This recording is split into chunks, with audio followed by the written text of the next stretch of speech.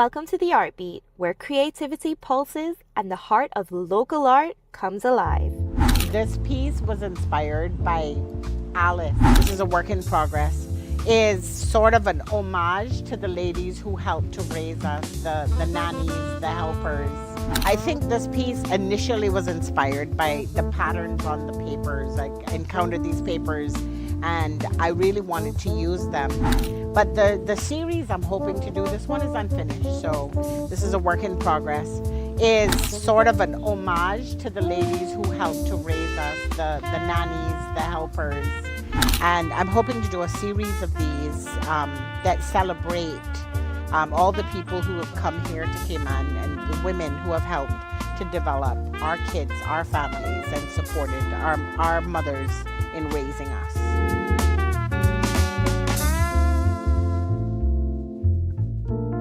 All right, guys, we are here today with another well-known local artist, and we're gonna go ahead and let her introduce herself, and we'll get it right into it.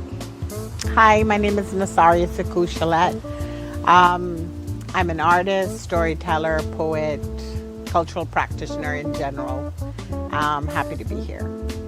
Yes, I'm pretty sure that most of our audience will be familiar with you, but I definitely, when I think of local culture, local art, the first two people that pop into my mind are you and your husband. So I'm honored to be here with you all today.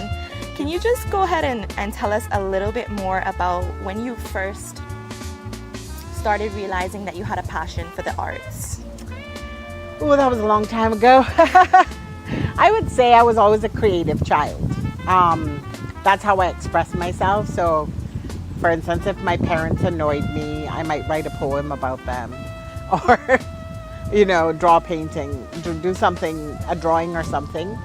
But in terms of thinking of myself as an artist, it's probably in the 1990s when I was at Howard University, and it was one of the first times that I was seeing people who look like me being artists. And I found that it was so much to learn about the history of art from the diaspora, that it just took hold of me. I started off just painting on jeans and cloth and stuff, just really to give friends as presents. And then I took a couple of classes, and that's where the bug bit me. I've been stuck ever since.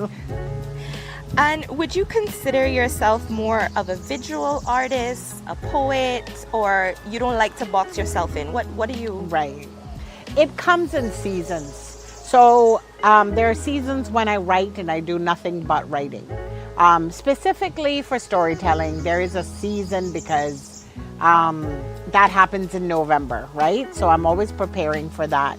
But in terms of writing poetry, that comes at a period of time, especially if something is happening and I'm having a very passionate reaction to it, and I can only express myself through words in that way. And then there's another season where I might just be focusing on art. A lot of times there is a deadline that I need to meet. That always helps.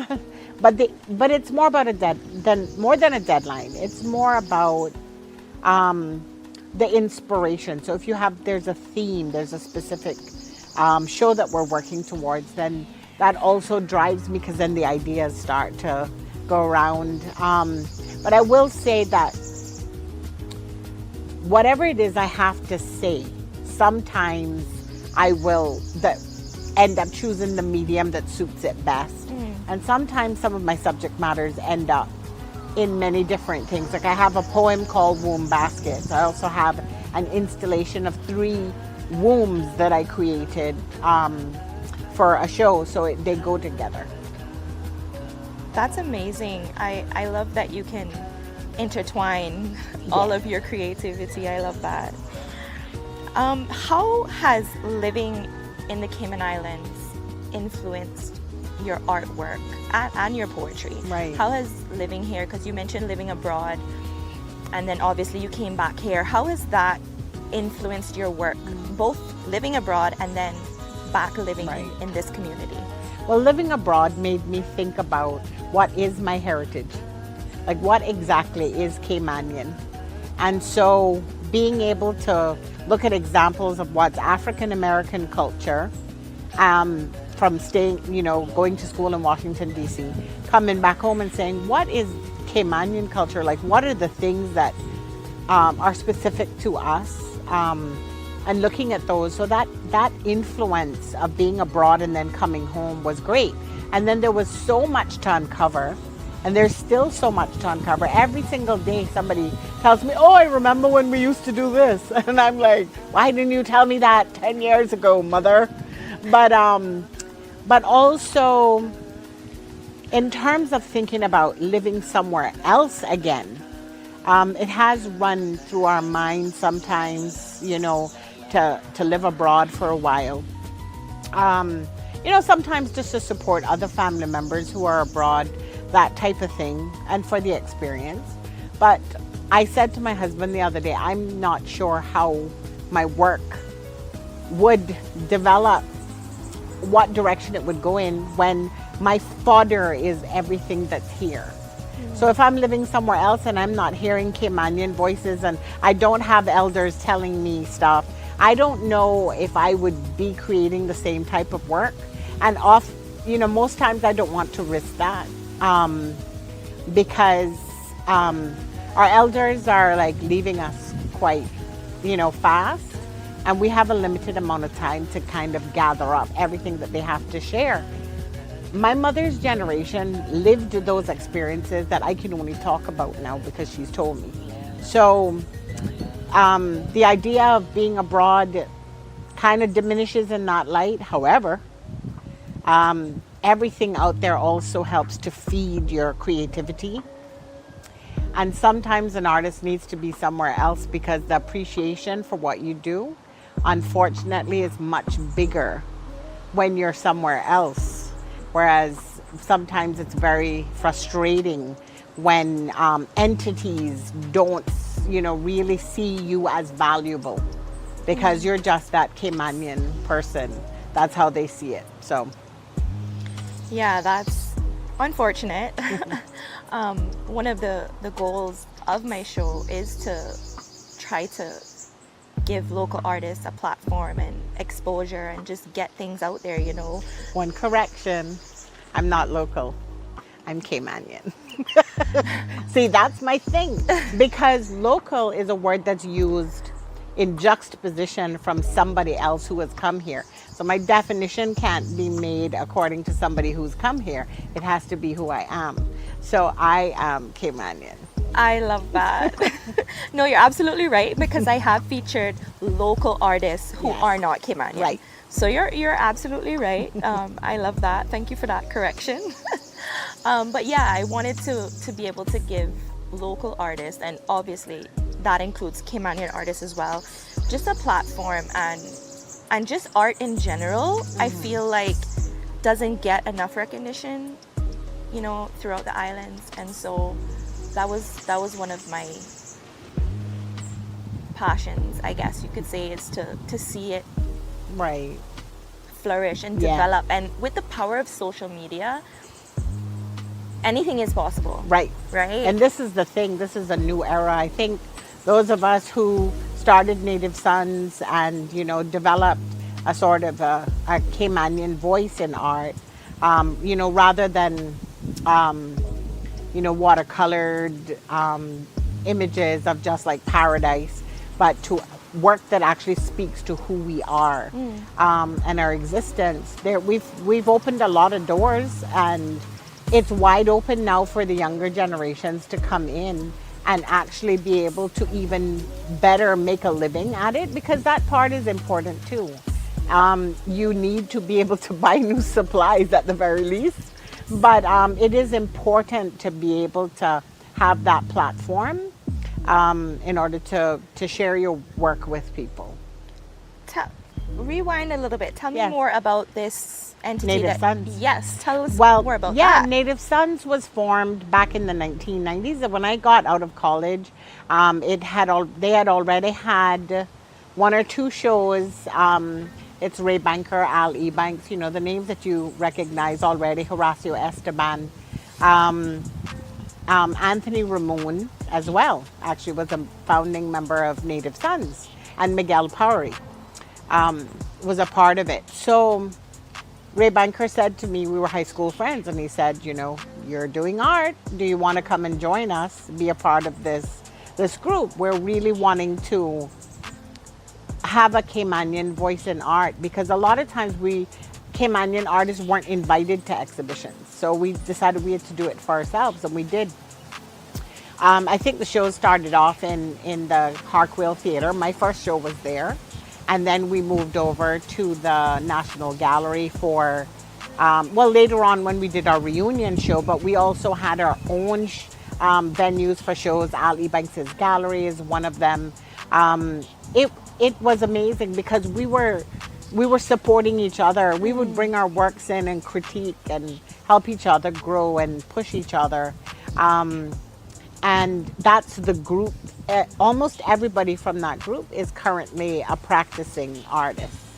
And so that's a great testament. I don't want to forget any of the names, so I have to say Nicola McCoy, Randy Chollette, Gordon Solomon, and if I forget, Chris Christian, if I've forgotten anybody, forgive me. But that was my home. That's my art home. And we still communicate with each other and support each other in that way.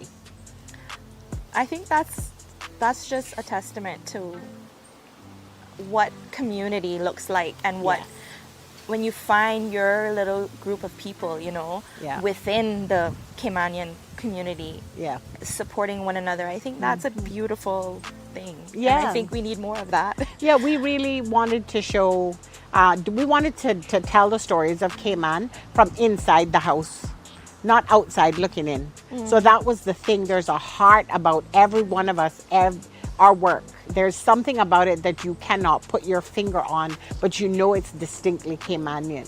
And I will say that when I spoke about the entities too that sometimes don't support, I have to give credit to the National Gallery for all the development that they've done, because what we see now, they have been a huge part of that development in giving artists a voice, a platform, opportunities. So kudos to them for that. And I think we've set something up for younger generations to really come along and shock the world. I was going to ask you about that. How have you seen the art scene develop since the 90s, when you first returned home, to present day? Right. Like, just paint us a picture of how things have developed over those years. Well, when we first started out, as I said, we weren't given opportunities to show our work. But then also there's this, where people they'd been trained, audiences had been trained to just love a pretty picture. And a lot of our work is not going to be pretty pictures. And so we actually have been retraining audiences from that time until now to understand that if you come into a gallery and somebody has put a cement block in the middle of the gallery and painted it, that too is art. That art is not just two-dimensional. That different materials can be used to be innovative. And I think where we've come to now is greater acceptance, bigger Caymanian audiences coming out to see the shows. And when I say Caymanian in that sense, the whole island. There are shows now where everybody's coming out. It's a great mixture of people. Young people are coming out to see shows because now that's what's going to feed them. So we've come from a very quiet existence as artists to a very out loud existence now, full of possibilities. What you have to do is step up and take it. And sometimes you have to be bold. Sometimes you have to say, no, that opportunity is mine. I've earned it, right? And then there are other times when you can assist other people to get to that point, which is something my husband and I do naturally, is to mentor. I love that. I love to see that. It's just something that is it's getting there, but it's still lacking, you Yes. know, within our community. That Yeah. that mentorship. Like I could sit down for hours and just listen to my parents and my grandparents like talk about the olden days and stuff like that, and that like intergenerational connection Yes. is still lacking. Yes. I think we're doing a better job, but as you said, a lot of the elders, you Yeah. know, they're passing, they're leaving, Right. so we have to grab onto that. We're and then running out of become that, time. Yeah. right? As we age, then it's up to us Yeah. to become that. I Yeah. love that so much. So, what role do you think art and poetry plays in shaping a community? Art and poetry are hands down the reflection of the community and the society. And so we artists are the ones who are saying, you know, you might want to paint a pretty picture and say, this is what life is like. But we are about telling the truth and saying, okay, this is something we need to look at. If you do not have artists, poets, musicians, creatives, you do not have the pulse of that place. And how can you see yourself reflected if you're not willing to open your eyes and say, okay, I see this and now we need to make a change. That's how our direction should be decided. That we should be guided by those people who have this passion, connection. Artists connect in a different way, and a sort of sense of empathy. You know, if the world were run by artists, I don't think there would be a lot of wars. You know, if you don't have that, what you have is probably a lot more mental health issues than you ever want to deal with. That you're just hitting the questions right on the nail. Like I was just about to ask you about art and mental health and therapy, and how do you see that playing a role? And you already kind of touched on it. I know for me, that was a big thing for me, especially over the last 2 or 3 years, and that's why I picked up this project and ran with it, because art really has been therapeutic for me. Yeah.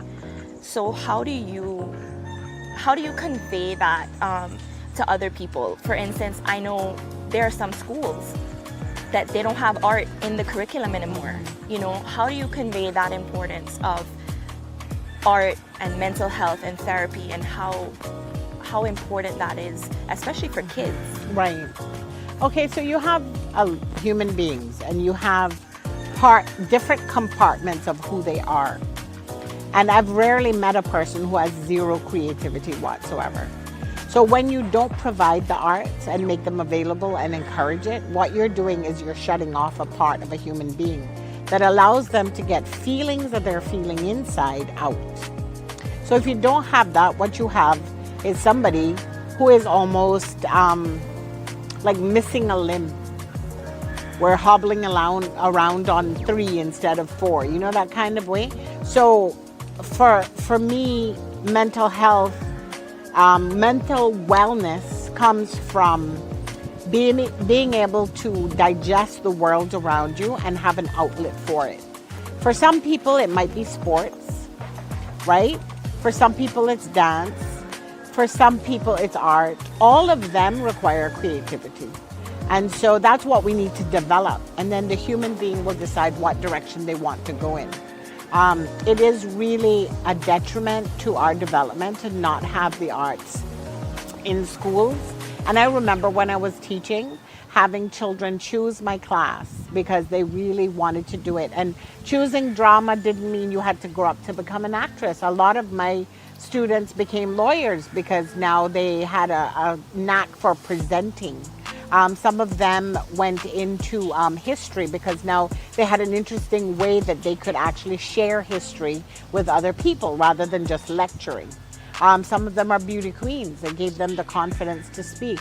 But a lot of times parents would discourage them and literally come in and actually change their take them out of the class and put them in something else that they didn't want to be in. And it's sad because if a child's in school, we have to take math, we have to take English, we have to take science already. And so if you don't get to at least choose something that your passion is in, then you've shut down that human being in one section again. So yes, absolutely. Yeah. very important. So I know we talked a little bit earlier about your specific creative style, but I want you to elaborate more on that. What types of emotions or what type of message do you hope that people get when they look at your artwork, your visual art? Okay. When I first started out, I actually wanted the audience to get my message. I've grown since then. I'll tell you what that change is. However, in terms of my specific themes, you'll find that my work is very figurative. You can see from this piece, and always includes that feeling of Cayman heritage, taking something from the past that is buried and bringing it forward so that we can look at it in a new way and also maybe in a more contemporary way. But nowadays, my messages are really for me to put in there for myself to get them out. But I've learned that all viewers come to an exhibition, come to see a piece with their own life experiences, and how they experience it is all theirs. And sometimes I'm just blessed that they share it with me.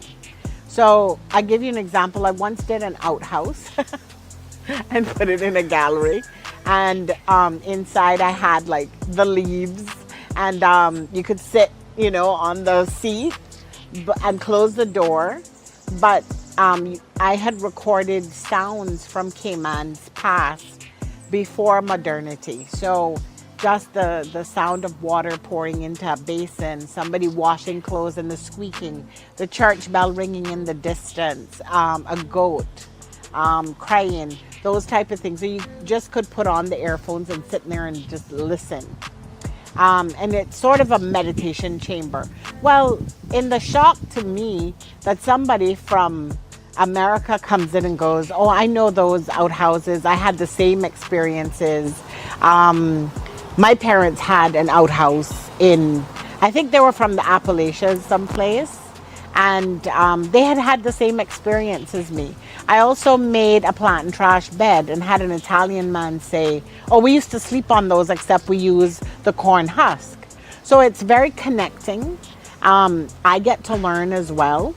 And so I love that audiences come with their own ideas. But back to my themes and stuff, I talk a lot about women's issues, children, humanity. You know, that's my role. Not all art has to be like that. Somebody may choose to their work to be more spiritual and more allow you to reflect in a different way. And that's a good thing about having all different types of artists, is that we all provide something different, right? I love that. What is something that people often misunderstand about someone who is an artist but also having to juggle a full-time job? I don't know if there's misunderstanding. It's hard. It's hard. Yeah. One of the experiences I've had is that as somebody who's been performing in many different genres for years, having a full-time job and having people not understand the creativity, what an opportunity they have to have me working in their space. And a lot of times it's almost as if they want to say, oh, you have to leave that stuff behind because we have you for this job and this is what we want you to do, instead of embracing the opportunity I have for me to give them the easy wins, right? And so that's one of the things, the misunderstanding is that they have to damper what I do outside in order to curtail me to do only what they have me for, when all of that could be sort of under their umbrella and that they could embrace it in that way. I'm hoping to change that in these times, to get people to understand that and see that. And I can only reflect on experiences I've had when I've traveled. I performed in New York in February of last year, got another invitation for summer.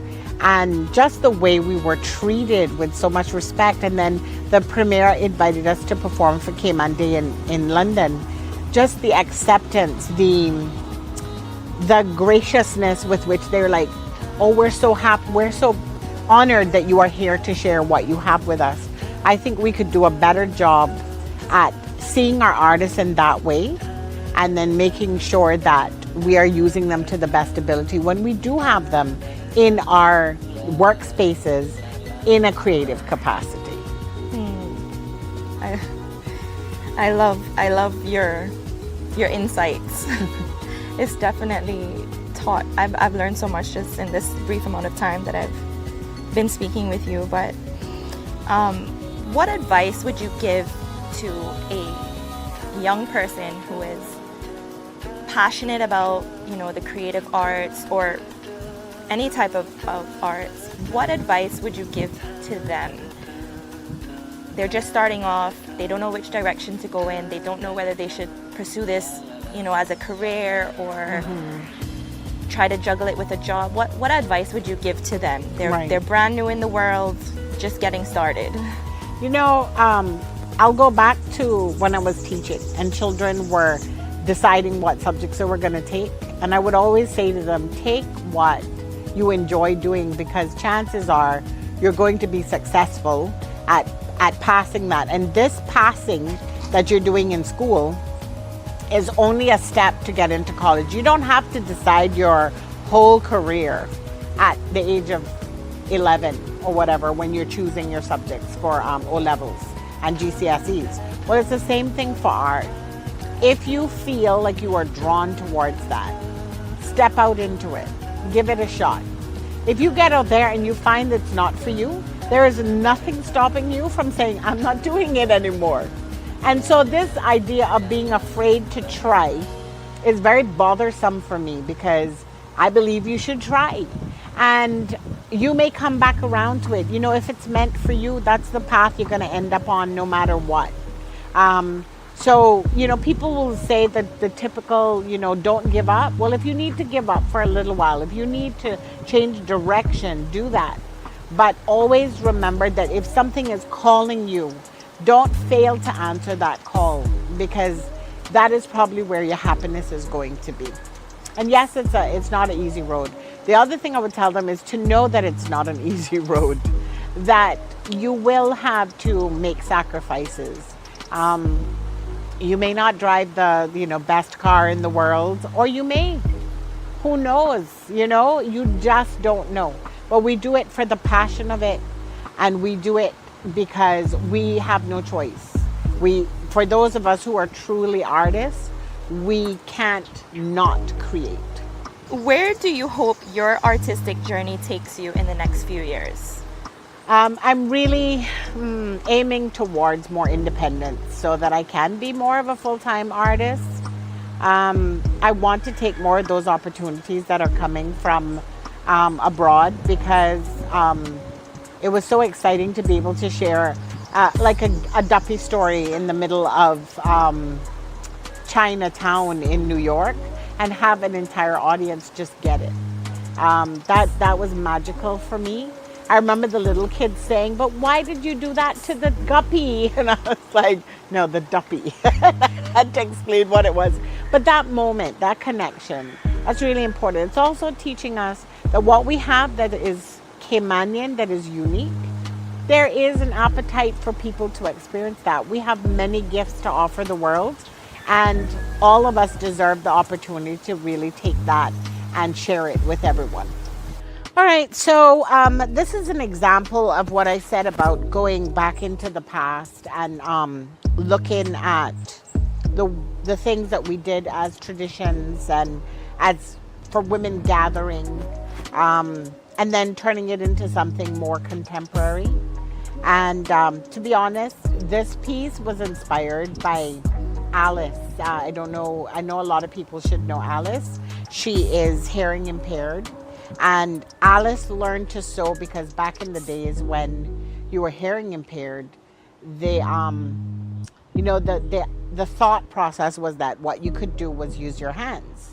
And so she actually learned to sew. She can actually make ready-made clothes with her hands, just hand sewing.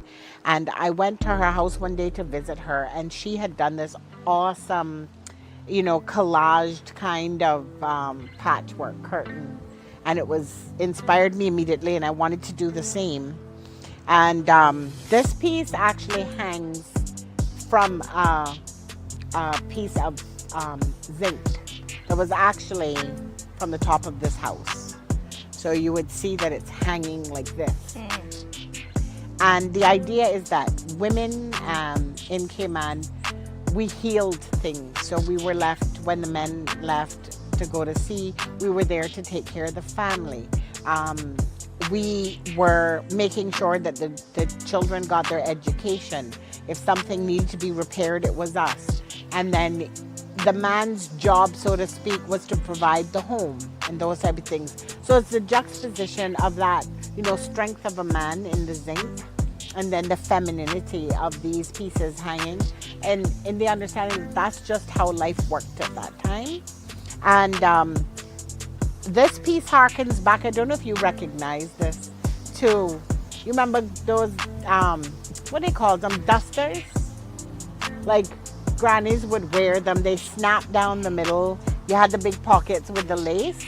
And our whole thing was always, what's in Granny's pocket? Because she always had something for us, right? So I wanted to incorporate a piece of that. Also, if you had a piece of lace in those days or crochet, to add that to an outfit was a big deal. It wasn't like a common thing to do. But this piece grew out of that, and the contemporary part of it has to do with the way that I've mixed and matched the colors and the patterns, incorporated the fish, which you will find throughout my work. It's a symbol of fertility for me, and fertility not just in terms of having children, but fertility as in richness of heritage and culture and how we grow.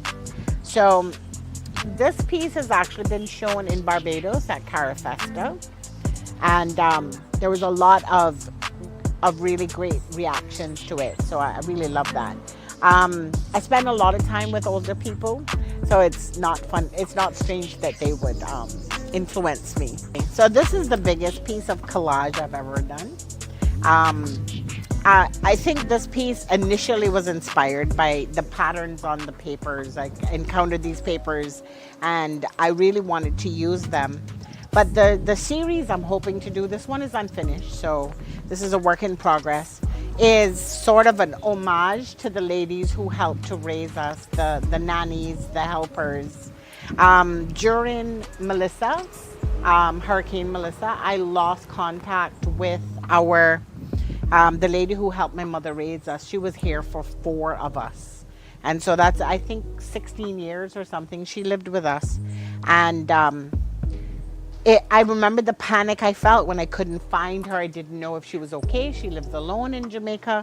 And that also was an inspiration for me to actually do something that had been in my head for a long time, which is to have a conversation about these women who came. They were almost like sister wives, but not in that weird kind of way. But they were there for every part of our family.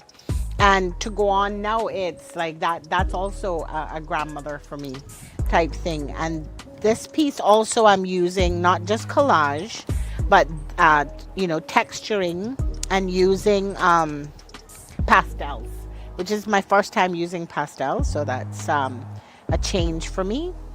And I'm hoping to do a series of these that celebrate all the people who have come here to Cayman and the women who have helped to develop our kids, our families, and supported our mothers in raising us.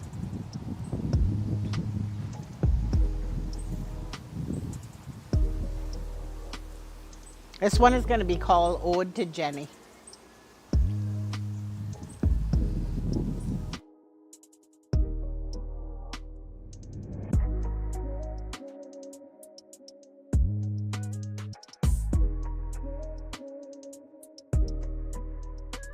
So I will admit that I'm pretty bad at promoting myself because you're so busy creating. That's what I'm trying to do for you guys. But we're trying to develop that now, and we do have some assistance with that happening now. So Instagram will be where you'll find me the most, under Suckoo Chollette.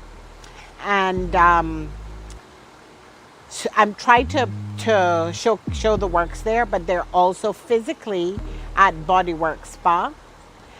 They've generously allowed Randy and I to use their walls for many, many years. So if you want to look at a piece up close, you can go there. You reach out to me, where I'm always willing to come to bring the piece for you to look at or to send a catalog out. There are also works at the National Gallery in the National Collection, which are upstairs, the main gallery. And I want to encourage everybody to become a member at the National Gallery. It costs I think it's like $40 something for a year. And what you get out of that is an invitation to every show for the year, every event. And plus, then you could bring a guest. So it gives you the opportunity not only to attend and see shows that I might be in, Randy might be in, Native Sons might be in, anybody else might be in. But also, if you're a young and budding artist, there are open calls that you would get the email for that you can actually try to show your works there.